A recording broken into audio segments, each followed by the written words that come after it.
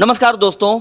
उत्तर प्रदेश ही नहीं पूरे देश में जातीय जनगणना की बात होती है और यह भी कहा जाता है जातीय जनगणना अगर हो जाएगी तो लोगों को अपनी एक तरीके से जो जनसंख्या है वही ही नहीं पता चलेगी बल्कि प्रतिनिधित्व कितना है सरकारी संस्थानों में, सरकारी नौकरियों में, यह भी पता चल जाएगा। हमारे साथ लालजीत चौहान जी हैं जो लुनिया समाज से हैं और कहा जाता है लुनिया समाज सभी राजनीतिक दलों के साथ रहा है, चाहे सपा हो, बसपा हो, कांग्रेस हो या कहा जा सकता है आज भारतीय जनता पार्टी में लुनिया बहुत बड़े पैमाने पर जुड़े हुए हैं। लेकिन हकीकत यह है कि लोनिया समाज कभी विकास की मुख्यधारा में शामिल नहीं हो पाया। आप 1975 में पीएचडी बीएचयू से किए थे और बीएचयू कर रहे थे, ठीक है? हाँ, 1975 में बीएचयू से पीएचडी आपने ज्वाइन की और इसके साथ साथ राजनीतिक गतिविधियों में उसके पहले से ही शामिल रहे 1972-73 से ही, और एक लंबा दौर रहा जब तमाम मुद्दों पर आपकी समझ है और उसको लेकर के आप बोलते भी रहे हैं, लेकिन विकास की मुख्यधारा से आप कहीं पीछे छूट गए। हम आपसे जानना भी चाहेंगे, एक चंद्रजीत यादव का नाम आता है, उनके बारे में भी हम बातचीत करेंगे क्योंकि चंद्रजीत यादव की बात अगर ना हो तो ऐसा लगता है कि वाकई में हाशिए के समाज की बात और प्रतिनिधित्व की बात अधूरी रह जाती है। सर, क्या वजह है कि आप लोग लुनिया समाज से आते हैं, इसके बाद भी आप लोग सियासी तौर पर साउंडफुल नहीं हो पा रहे हैं, अपनी बात नहीं रख पा रहे हैं? ऐसा है, हमारे लुनिया समाज में पढ़ाई लिखाई की बहुत कमी है। ज़्यादातर खेतीहर मजदूर हैं, अधिकांश जो है बाहर जाकर के काम करते हैं, धंधा करते हैं। उनके अंदर राजनीतिक सोच समझ है ही नहीं है, ये भावना में आकर के वोट देते हैं। शुरुआत में चूँकि देश आज़ाद हुआ, कुछ नहीं था तो कांग्रेस के साथ थे, ये बगैर जाने बूझे कि हमको कुछ कांग्रेस से मिल रहा है कि नहीं मिल रहा है, हमारे कितने एमएलए एमपी कांग्रेस ने दिए कि नहीं दिए। बाद में जनसंघ ने धार्मिक पुट लेकर के जब पदार्पण किया राजनीति में पहली बार, तो बहुत कुछ धार्मिकता के आधार पर उनका शोषण करके मानसिक शोषण हुआ उनका, वो काफ़ी कुछ चले गए जनसंघ के साथ। उसके बाद पिछड़े वर्ग का आंदोलन शुरू हुआ चौधरी साहब के नेतृत्व में, तो अधिकांश जो थे उसमें जिनके अंदर पिछड़े वर्ग की बोध की भावना थी वे बीकेडी के साथ या रालोद के साथ या जनता दल के साथ जाना शुरू किए। बाद में बहुत बड़ा परिवर्तन आया जब काशीराम ने 85 और 15 का नारा दिया, तो उसमें से करीब 75% क्या 60-70% चौहान जो है काशीराम के उस आवाज़ से प्रभावित हुआ कि ये पिछड़ों का और दलितों का मिला करके 85% की आबादी का यह देश है और हमारी शासन सत्ता में भागीदारी नहीं है, सरकारी नौकरियों में नहीं है, एमएलए एमपी नहीं है, हमारे पास उद्योग धंधे नहीं हैं। इस नाते वे लोग काशीराम जी की तरफ मुड़े। परंपरागत तौर जो पहले कांग्रेस को देते थे, बीकेडी को देते थे, बीएलडी को देते थे, उससे हट करके काशीराम जी की तरफ मुड़े। और आपको जानकर के आश्चर्य होगा कि काशीराम जी के ज़माने में ही जब ये 85-15 का नारा चला तो पहला चौहान यहाँ का सैदपुर से विधायक हुआ लालजी चौहान, वो मंत्री बनाए गए कैबिनेट में। इसके पहले 1984 में लोनिया बिरादरी का पहला विधायक उत्तर प्रदेश में होता है, वो भी 1984 में दलित मजदूर किसान पार्टी जो थी उसके नेता थे पिछड़ी जात के मुलायम सिंह यादव वगैरह, उन लोगों ने टिकट दिया था। और इसके पहले कोई चौहान 52 से लेकर के 84 तक एक भी चौहान, जबकि कम से कम नहीं कुछ तो 1 से लेकर 1.5% तक की आबादी, 2% तक की आबादी होगी, उस हिसाब से मेरा कम से कम 8 सीटों का उत्तर प्रदेश में हिसाब बनता है। और 52 से लेकर 84 तक आश्चर्य है कि एक भी चौहान विधायक नहीं हुआ, एमपी नहीं हुआ, एमएलए नहीं हुआ। सन 84 में पहला विधायक फागू चौहान होते हैं।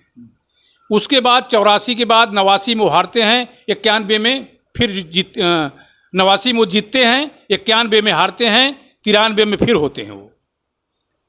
और लालजीत चौहान जब सपा बसपा का गठबंधन हुआ तो लालजीत चौहान को 93 में टिकट मिला और लालजीत चौहान सैदपुर से बसपा से टिकट पाए। और काशीराम ने निश्चित तौर पर दलितों, पिछड़ों, अल्पसंख्यकों के उस भावना को पूरा किया कि इनको भी सत्ता में भागीदार होना चाहिए। मुझे याद है बसपा के एक नेता ने मुझसे बाद में कहा, जब कांग्रेस बसपा का समझौता हुआ चुनाव में 96 में, तो हमारी बसपा के नेताओं से भी नज़दीकी बढ़ी। तो उस समय बसपा के नेता थे बलिहारी बाबू। जब लालजी चौहान और प्रजापति और विश्वकर्मा और पाल सरकारी गाड़ी पर बैठ के शपथ लेके जाने लगे तो काशीराम ने कहा कि बलिहारी देख रहे हो, आज मेरा चौहान, आज मेरा पाल, आज मेरा प्रजापति भी जो है सरकारी गाड़ी पर लाल बत्ती पर चढ़ करके जा रहा है। और यही दिन देखने के लिए मैंने इस संगठन की स्थापना की थी, बहुजन समाज की।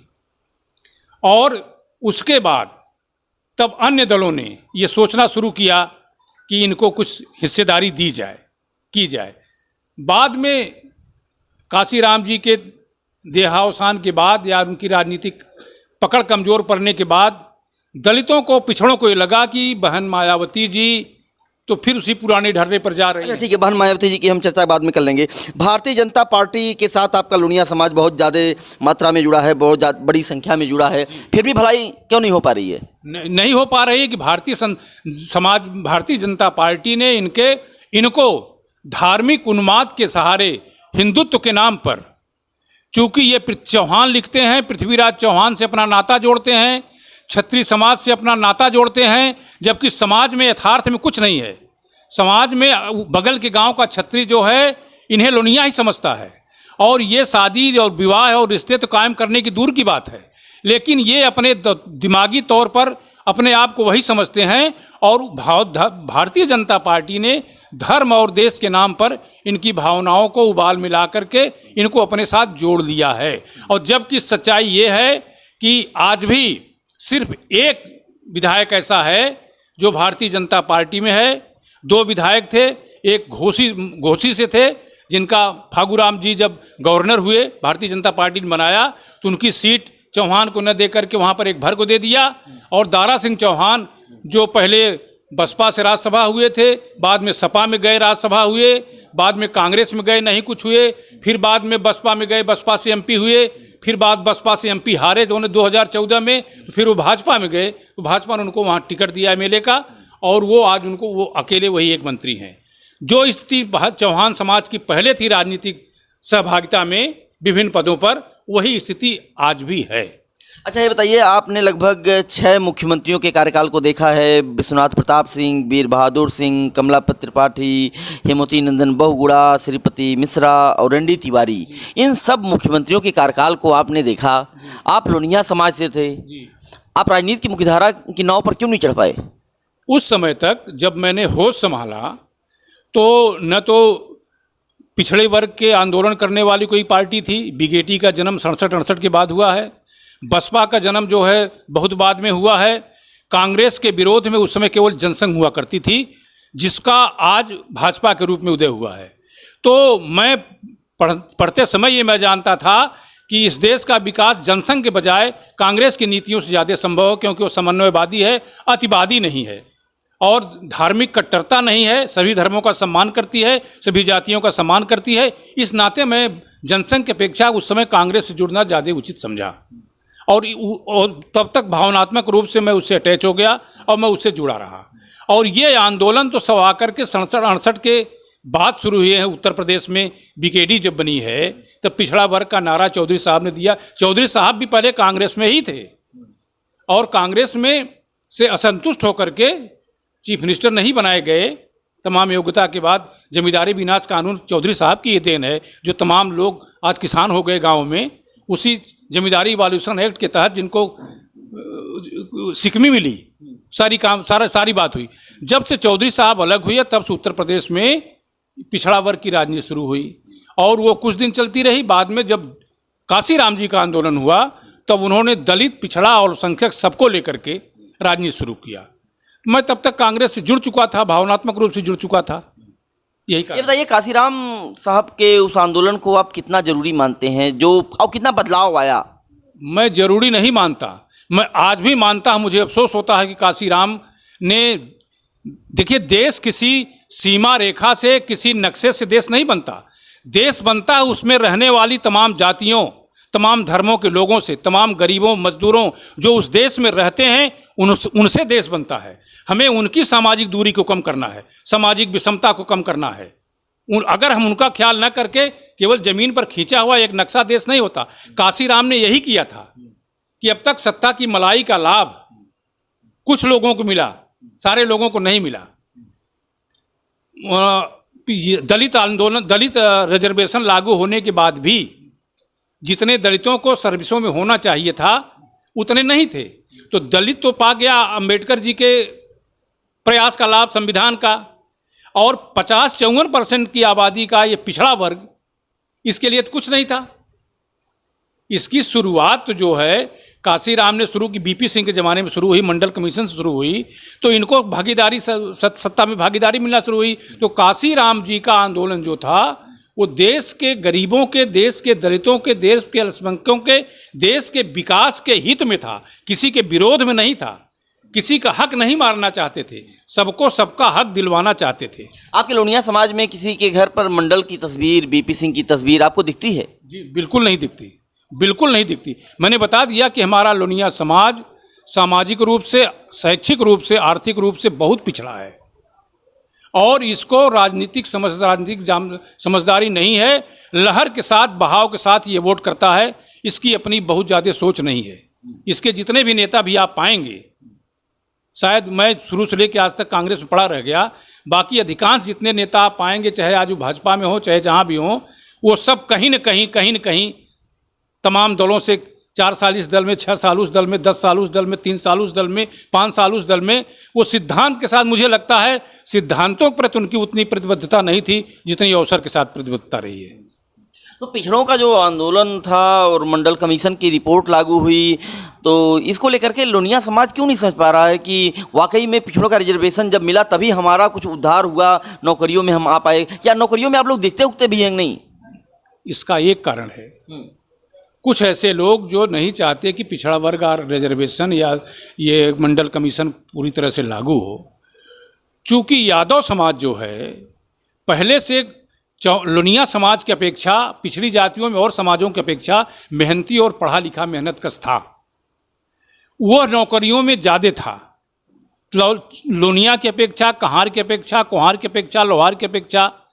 तो कुछ लोगों ने, जिनको ये पिछड़े वर्ग का आरक्षण या मंडल कमीशन पसंद नहीं था, या समाज में समरूपता आए, समाज में सबका विकास हुए पसंद नहीं था, उन लोगों ने बार बार ये चीज़ दिखाने की कोशिश की कि देखिए पिछड़े वर्ग का सारा लाभ तो यादव ले जा रहा है, आप नहीं पा रहे हैं। पिछड़े वर्ग का सारा लाभ तो यादव मास्टर हो रहा है, 100 में जो है कि 25-30 तो यादव हो गया मास्टर, आप नहीं पा रहे हैं। तो उनके खिलाफ ही मानसिकता उनकी भरने की कोशिश की गई, पैदा करने की कोशिश की गई। पिछड़ी जात के लोगों के, पिछड़ी जात का जो अगला तबका था, जिसने पिछड़ी जात की लड़ाई में आगे बढ़ के काम किया था, मेहनत से लड़ाई लड़ा था, संघर्ष किया था और नौकरियों में मेहनत के बल पर आगे आया था, उसी के खिलाफ इनके अंदर मानसिकता पैदा की गई। और ये चूँकि पढ़े लिखे समझदार नहीं थे, वो उस कुत्सित मानसिकता के शिकार हो गए। एक नेता नाम आता है चंद्रजीत यादव, आप उनके साथ भी ठीक ठाक परिचय रहा आपका। क्या मानते हैं कि चंद्रजीत यादव ने एक बड़ी लड़ाई लोगों की लड़ी थी, लेकिन उसे शायद लोग आगे नहीं बढ़ा पाए? ये बिल्कुल सही बात है आपका। चंद्रजीत यादव शुरुआत उन्होंने कम्युनिस्ट किया था, पहले साम्यवादी विधायक थे चंद्रजीत यादव, और उनकी प्रतिभा को देख करके श्रीमती इंदिरा गांधी ने समझा। श्रीमती इंदिरा गांधी ने भी उस समय गरीबों के लिए तमाम राष्ट्रीयकरण और उद्योगों का, बैंकों का राष्ट्रीयकरण, बीमा कंपनियों का राष्ट्रीयकरण, मतलब समाजवादी नीतियों को लागू करना शुरू किया था। तो उनको लगा कि चंद्रजीत यादव जैसे लोग, चंद्रजीत यादव को भी लगा कि समाजवाद के लिए मैं भी लड़ रहा हूँ, तो वो साथ हो गए। और चंद्रजीत यादव ने बहुत कुछ काम जो है कांग्रेस में समाजवादी नीतियों को लागू कराने में चंद्रजीत यादव का बहुत बड़ा रोल रहा है।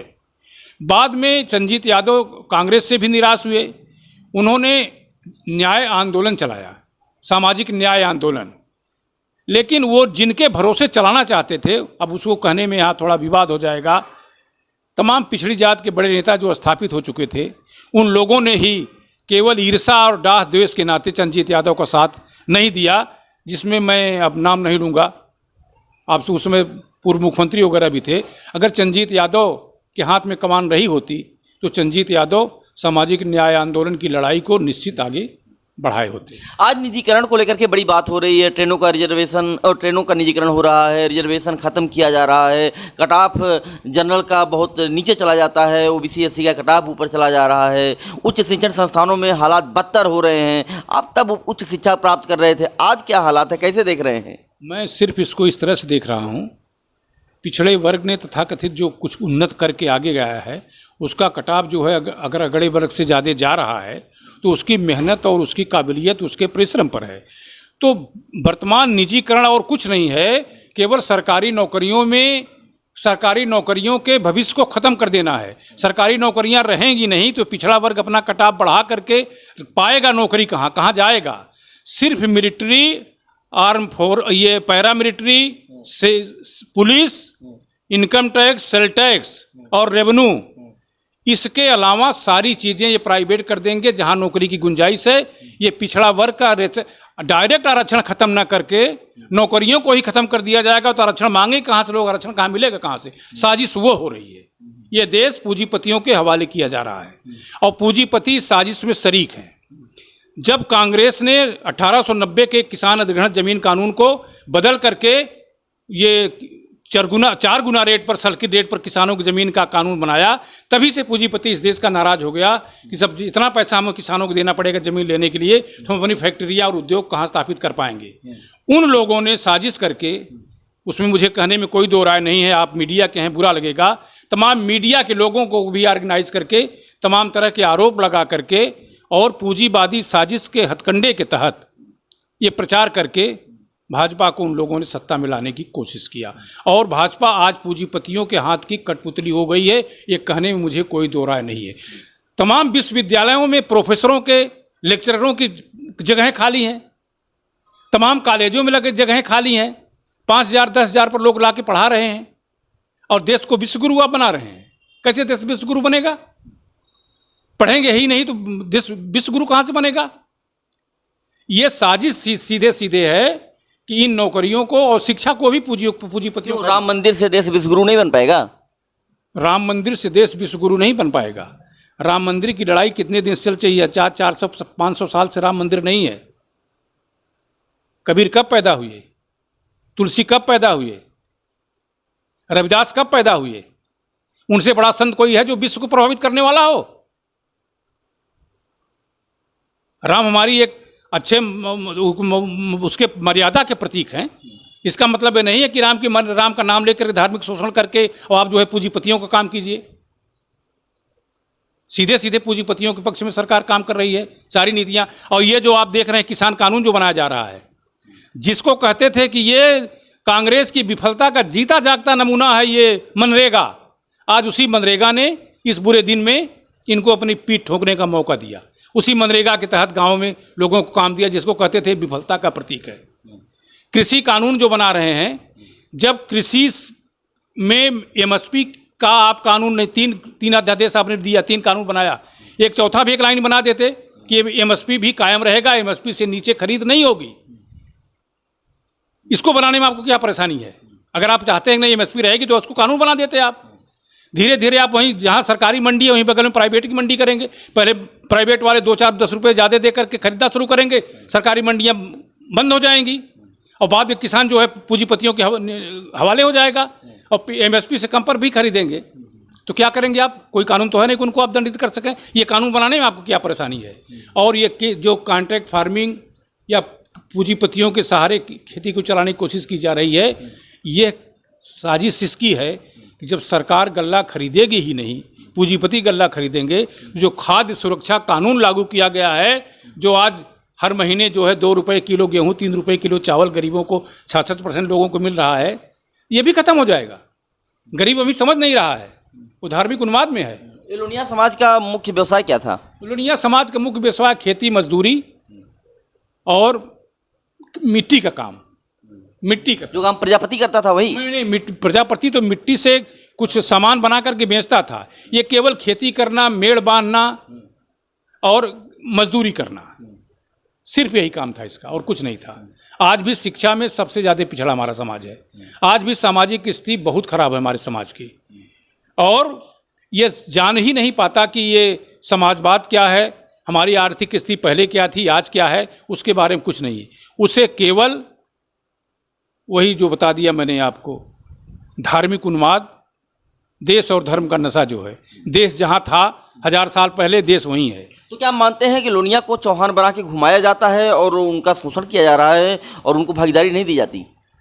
ये बिल्कुल सही आप कह रहे हैं। मैं इसको ये कह सकता हूँ, उनको भागीदारी नहीं दी जा सकती, या उतने दी जा सकती है जितने में कहने को मिले। हमने देखे आपके भी बिरादरी के एक आदमी को बना दिया है। आज सिर्फ भाजपा का है 100% चौहान।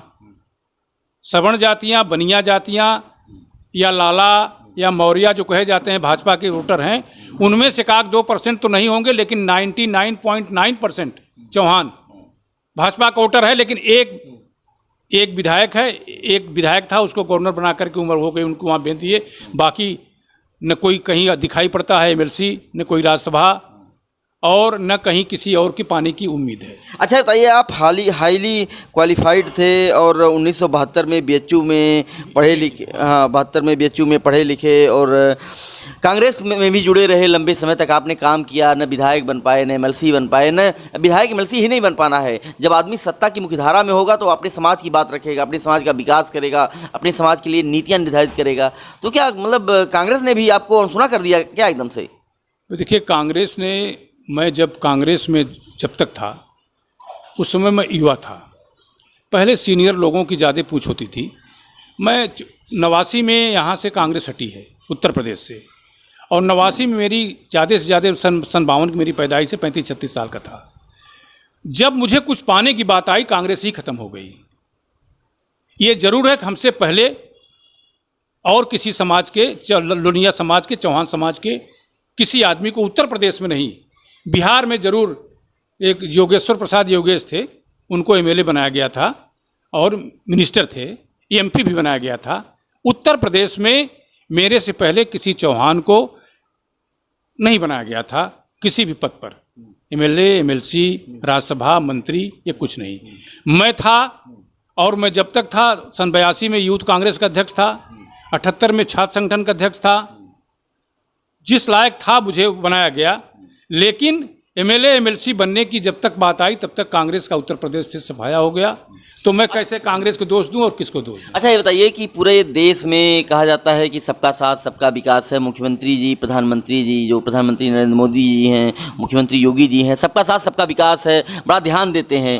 तो अब क्या क्या ध्यान वहाँ नहीं रखा जा रहा है क्या? मेरी बात सुनिए, सबका साथ सबका विकास, जीडीपी 23% -23% पर चली गई। देश का सकल घरेलू उत्पादन इतना घट गया, और देश के 15-20 पूंजीपति की दौलत जो है वो आज दुनिया के अमीरों में शामिल हो रहे हैं। सबका विकास सबका साथ हो रहा है। अरे भाई, जो पढ़े लिखे हैं उनकी तो नहीं आंख फूटी है। उनको तो लगना चाहिए कि देश की आर्थिक स्थिति खराब होती जा रही है, और 20-25, 30-40 घराने ऐसे हैं जिनकी संपत्ति दिन रात दूनी बढ़ती जा रही है। वो भी इसी देश में है, इस देश का गरीब भी इसी देश में है। क्या कर रहे हैं मुझे बताइए? ये कौन सा सबका साथ सबका विकास हो रहा है? किसकी आर्थिक स्थिति इतनी ज़्यादा बेहतर हुई? तमाम करोड़ों लोगों की नौकरियां गई हैं। इनके डिमोनेटाइजेशन से, नोट की बंदीकरण जब से नोटों का किया है, बड़ी नोटों का, नोटबंदी से लेकर के जीएसटी से लेकर के आज तक कितनी बड़ी बेरोजगारी फैली है। चूंकि आज कोविड है, लोग सड़कों पर नहीं आ रहे हैं। जिस दिन कोविड खत्म होगा तब तक ये देश और धर्म का नशा का उन्माद फैला करके, नकली उन्माद फैला करके रोक नहीं पाएंगे। सड़कों पर हुजूम चला आएगा नौकरी के लिए। यही नौजवान खुद करके इनको वोट दिया था, और यही नौजवान आज नौकरी के लिए तरस रहा है। 4-4, 5-5 साल, 3-3, 4-4 साल हो गए। कितने लड़कों की स्कॉलरशिप, एडमिशन की फीस वापस हो रही मुझे बताइए? कितने पिछड़े वर्ग के लोगों को आई है, वापस हुई है? कितना पैसा उनको मिल रहा है? धीरे धीरे पूंजीवाद की अपनी स्वयं की एक कमी होती है कि वह अपनी व्यवस्था के तहत ही अपने खिलाफ विद्रोह पैदा कर देता है। जिन पूंजीवादी देशों में क्रांतियां हुई हैं, वो उन्हीं पूंजीवाद के अंदर से ही, उसके अंतर कलह से ही व्यवस्था ऐसी पैदा हो जाती है जो उसके खिलाफ पैदा होती है। लालजी जी बहुत बहुत धन्यवाद। धन्यवाद। तो देखिए, आप एक वैचारिक इंटरव्यू देख रहे हैं, और निश्चित रूप से यह कहा जा सकता है कि हाशिए का समाज होता है लोनिया, तो क्या उसे जीने का अधिकार नहीं है, उसे नौकरी करने का अधिकार नहीं है, उसे भागीदारी का अधिकार नहीं है, और वह समाज की मुख्यधारा में चल नहीं सकता है क्या?